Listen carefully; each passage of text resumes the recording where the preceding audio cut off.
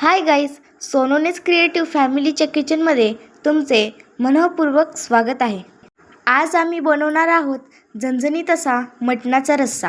तर त्यासाठी 1 किलो स्वच्छ धुतलेले मटण घ्यायचे आहे. तर वाटण्यासाठी कांदा, लसूण, अद्रक, कोथिंबीर, टोमॅटो, खोबरं, तीळ व धने घ्यायचे आहे. आता स्वच्छ धुतलेल्या मटणामध्ये मीठ व हळद टाकून मिक्स करून घ्यायचं आहे. मटण शिजवताना जे वाटण लागतं ते वाटण बनवण्यासाठी एका मिक्सरच्या भांड्यात कोथिंबीर, अद्रक, लसूण टाकून त्याची बारीक पेस्ट करून घ्यायची आहे. जर आपल्याला मटणाचा अळणी रस्सा हवा असेल तर त्यासाठी सुद्धा या वाटणाचा उपयोग होतो. तर तुम्ही बघू शकता आपलं वाटण आता वाटून झालेलं आहे. आता मटण शिजवण्यासाठी एका कुकरमध्ये गरजेनुसार तेल टाकून त्यामध्ये उभा चिरलेला कांदा परतून घेऊ. तुम्हाला जर आमचे व्हिडिओ आवडत असतील तर व्हिडिओला लाईक आणि चॅनलला सबस्क्राईब नक्की करा.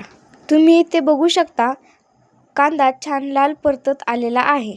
परतलेल्या कांद्यात अद्रक, लसूण, कोथिंबीरची पेस्ट ॲड करून परत एकदा परतून घ्यायचं आहे. हे वाटण न करपू देता परतून घ्यायचं आहे, त्यामुळे रश्श्याला छान चव येते. आमच्या चॅनलवर व्हेज व नॉनव्हेज यांच्या रेसिपी असतात, त्या तुम्ही नक्की जाऊन बघा.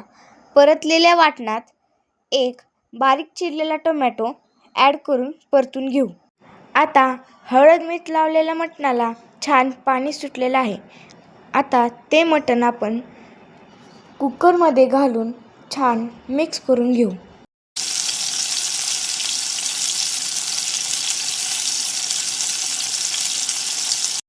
आता मटण छान मिक्स झालेलं आहे. आता कुकरचे झाकण लावून 3 शिट्ट्या करून घेऊ. आपण आता अजिबात पाणी टाकलेलं नाही. हळद मिठाच्या पाण्यातच मटण वाफेवरती शिजून निघेल. आता आपल्याला मटणाचा तिखट रस्सा करण्यासाठी तव्यावर उभा चिरलेला कांदा भाजून घेऊ. कांदा भाजण्यासाठी तव्यावर तेल टाकून तेलात कांदा भाजून घेऊ.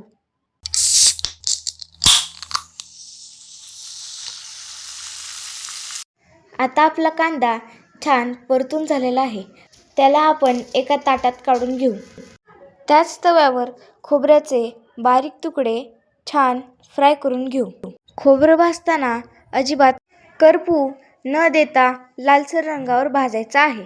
आता आपलं खोबरं भाजून झालेलं आहे. आता तव्यावर तीळ व धने टाकून छान भाजून घेऊ. तीळ व धने करपू न देता भाजायचे आहेत. आता आपले तीळ व धने छान भाजून झालेले आहेत. ते आपण एका ताटात काढून घेऊ. आता खोबरे, धने, कांदा, लसूण, कोथिंबीर, अद्रक एका ताटात काढून घेऊ व ते मिक्सरला लावून देऊ. आता आपण कुकरचं झाकण उघडून बघू. आता तुम्ही बघू शकता मटणाला छान हळद मिठाचं पाणी सुटलेलं आहे. आता मटण आणखी छान शिजण्यासाठी 1 तांब्या पाणी गरम करून वतू व 2 शिट्ट्या काढून घेऊ.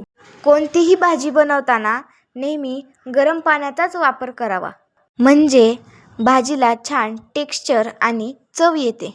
कुकरच्या शिट्ट्या होईपर्यंत आम्ही इथे जिरा राईस लावलेला आहे. आता आपल्या कुकरच्या शिट्ट्या झालेल्या आहेत. आता आपण मटणाचा रस्सा बनवू. रस्सा बनवण्यासाठी एका कढईमध्ये तेल तापवायला ठेवायचे आहे व त्यामध्ये घरगुती काळा मसाला व मगाशीचे भाजलेले कांदा खोबऱ्याचे वाटण चांगले परतून घेऊ. मसाला परतताना मसाला करपू नये याची काळजी घ्यावी व मसाला छान प्रकारे परतून घ्यावा, त्यामुळे रश्श्याला छान चव येते, भाजी चांगली मिळून येते. आता आपला मसाला छान परतत आलेला आहे. त्यामध्ये तुम्ही कोणताही मटण मसाला ॲड करू शकता. आता मसाल्याला छान तेल सुटत आलेले आहे. त्यामध्ये आपण बारीक चिरलेली कोथिंबीर ॲड करू. मसाला परतताना अशी कोथिंबीर टाकल्यास कोथिंबीरीचा रंग हिरवाच राहतो. आता आपण त्यामध्ये शिजलेले मटण ॲड करू आणि छान ढवळून घेऊ. आता आपल्याला जितका रस्सा बनवायचा आहे त्या प्रमाणात गरम पाणी टाकून रस्सा आपण वाढवू शकतो. आमच्या चॅनलवर व्हेज तसेच नॉनव्हेजच्या रेसिपी असतात, त्या तुम्ही जाऊन नक्की बघा. आजची रेसिपी तुम्हाला कशी वाटली ते नक्की कमेंट करून सांगा. तुम्ही आमचे व्हिडिओज कुठून बघता ते तुम्ही नक्की कमेंट करून सांगा. तुम्हाला जर आमचा व्हिडिओ आवडला असेल तर व्हिडिओला लाईक आणि चॅनलला सबस्क्राईब नक्की करा. आता तुम्ही बघू शकता भाजीला किती छान रंग आणि तरी आलेली आहे.